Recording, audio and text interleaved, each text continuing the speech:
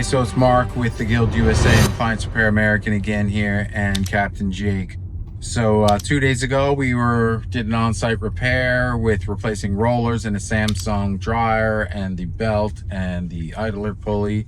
And while we were there, we also diagnosed his washer that it needed a new drain pump, and we're on our way to complete that repair now by installing a new drain pump.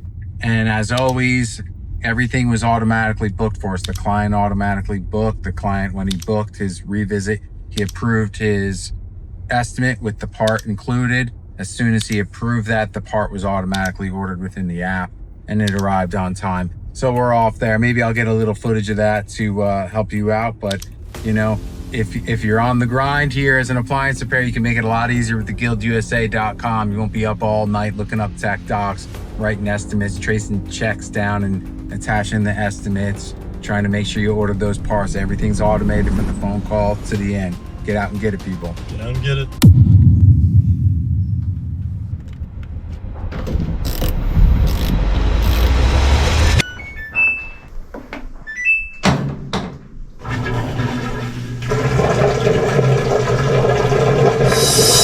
Just finished up that first one. It was pretty straightforward. The diagnostic was correct.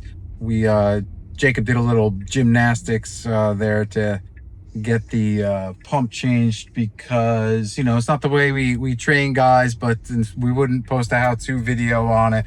But we didn't have a shop vac on us, and it was still filled with some water, so we tilted it forward and got the pump housing and pump out that way, and it came out totally dry. There was just a couple drops on the floor, so it worked. Anything to add to that repair, Jake?